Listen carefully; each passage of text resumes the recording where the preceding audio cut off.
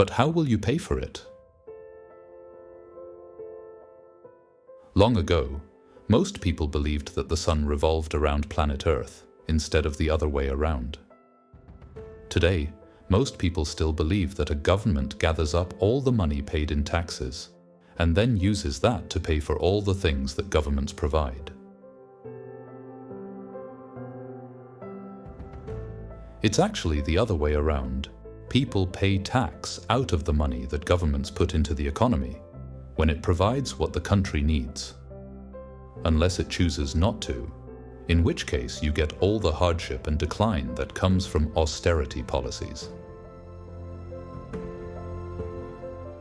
Think that's wrong?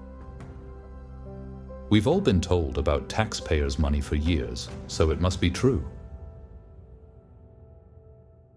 Well, have a little think about what happened in 1940. The government had to find a mind-boggling amount of money to provide ships, planes, armaments, servicemen, in order to fight the Second World War against Nazi Germany.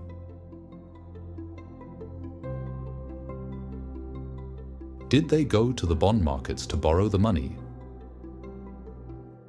No, there could not possibly have been enough money to be had like that, even if the bond markets were functioning in the normal way. Did they raise taxes and then wait for the money to roll in? Of course not.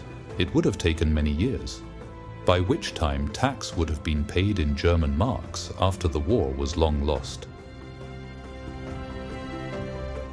Did they outsource the war effort to someone like Richard Branson, believing that the private sector is more efficient?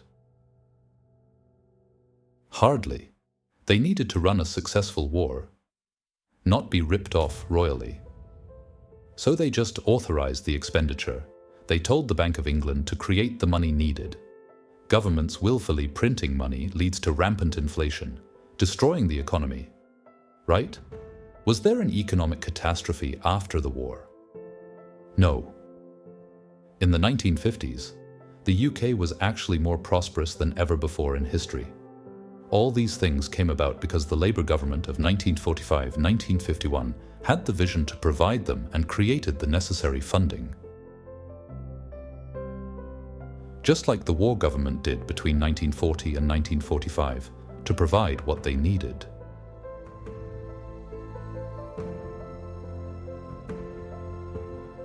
The whole economy started to boom in a way it had never done before.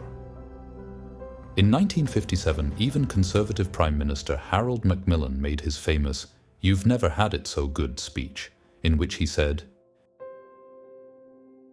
"Indeed, let us be frank about it. Most of our people have never had it so good." What he didn't mention was that this fairer, more equal prosperity was the consequence of what the Attlee government had established.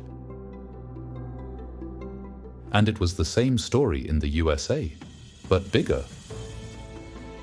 So, still think governments can only spend taxpayers' money?